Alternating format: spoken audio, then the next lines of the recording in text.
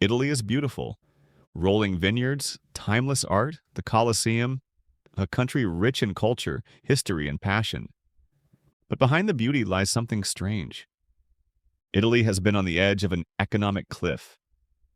For decades, it has one of the highest debt levels in Europe. Its growth has been nearly flat since the 1990s. Governments collapse so often that Italians have lost count. And yet, it hasn't crashed.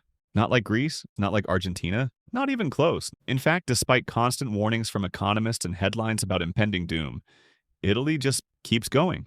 How does an economy stay in crisis and still survive? That's the paradox. And to understand it, we have to go back in time. Not to Rome, not to the Renaissance, but to a much quieter story. One about bureaucracy, family businesses, private wealth, and the strange ways this country plays by its own rules.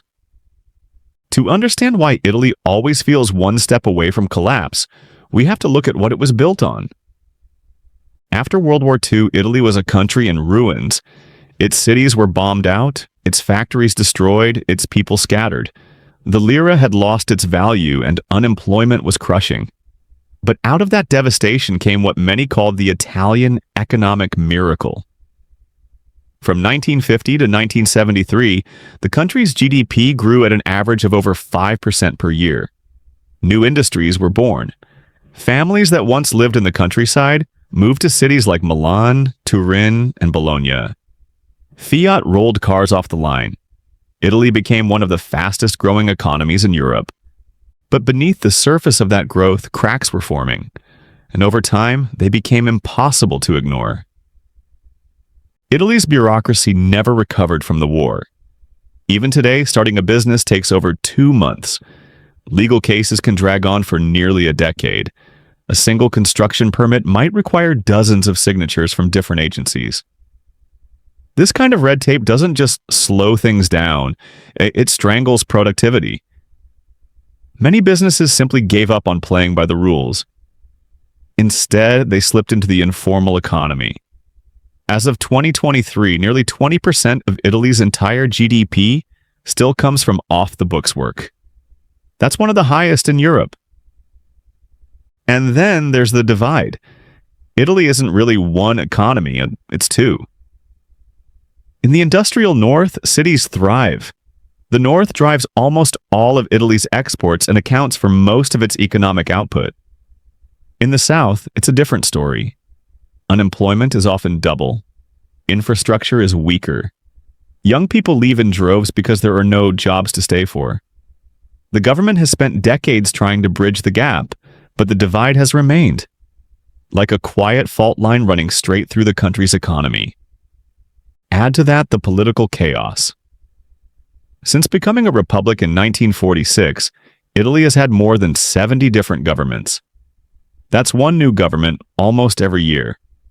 Coalitions rise and fall. Promises are made and forgotten. Economic reforms are started, then abandoned. 1 step forward, 2 steps back. The result is a system where long-term planning is nearly impossible. Businesses never know what rules they'll be operating under next year. And most Italians have stopped expecting anything to change. Less than a quarter of them trust their government at all. Even when the rest of Europe moved ahead, Italy lagged behind.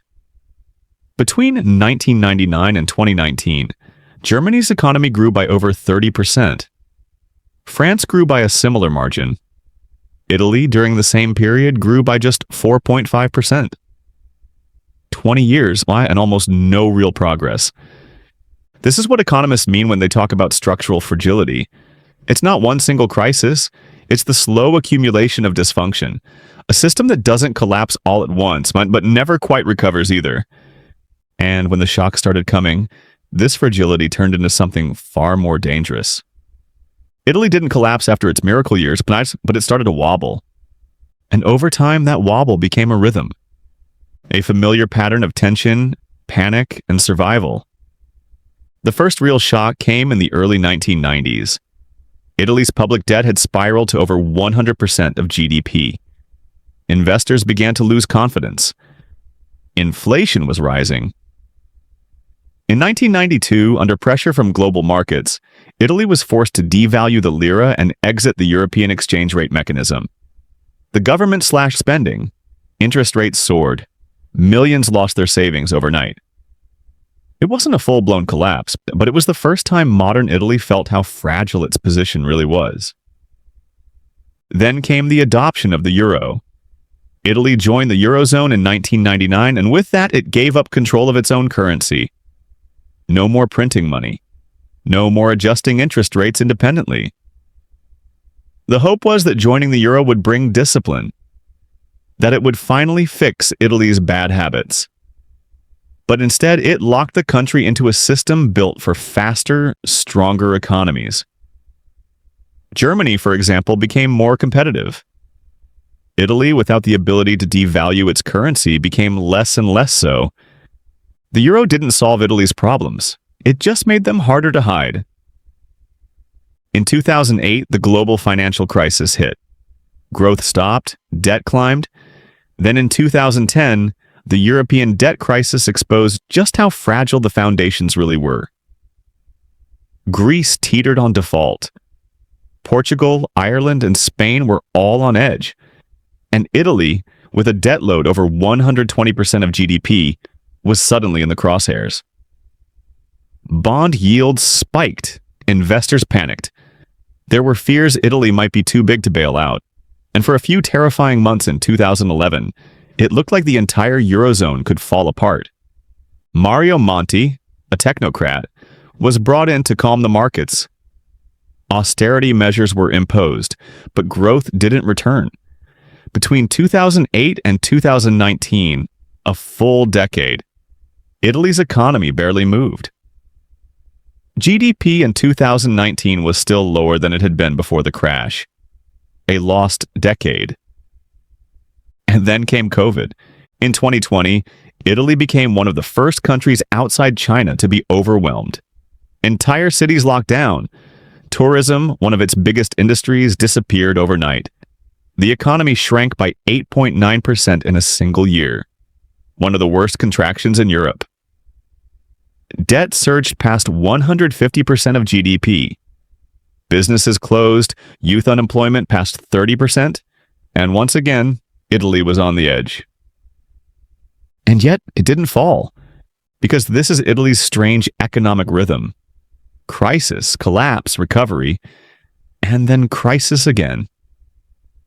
Each time it looks like the breaking point. Each time it survives. So what is it? What keeps Italy from falling again and again? The answer lies in something less obvious. Something quieter than policy, deeper than numbers, and more human than most economists like to admit.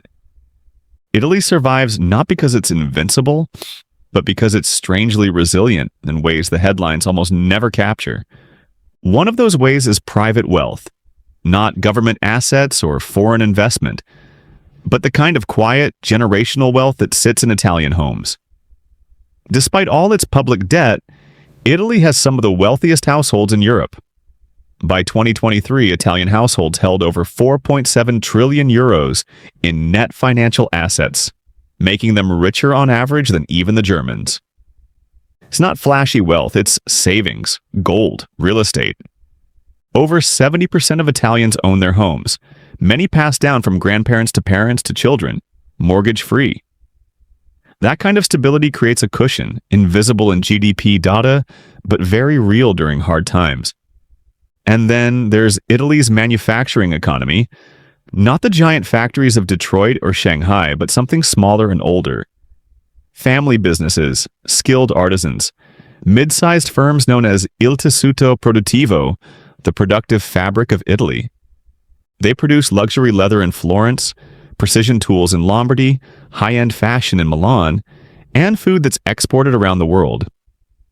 In fact, Italy is the second largest manufacturing country in Europe after Germany. It exports over 600 billion euros annually, from machine parts to mozzarella. These aren't anonymous corporations. They're often businesses run by the same families for decades, built on craft, not capital. When recessions hit, they don't lay off entire departments overnight. They tighten up. They wait. And then they begin again. That patience, that slowness is part of the survival mechanism. And underneath all of it, something else, the Italian family itself. In most of the Western world, economic resilience is supposed to come from systems, welfare, pensions, job security. But in Italy, when those systems falter, the family steps in. Parents support their adult children. Grandparents help raise grandkids. Cousins lend money when banks won't. It's messy, it's unequal, but it's also deeply rooted. And in a country where youth unemployment has hovered above 25%, that family safety net has often made the difference between scraping by and falling through. So, no, Italy doesn't operate like Germany or the US. It's not efficient. It's not always rational, but it is, in its own strange way, durable.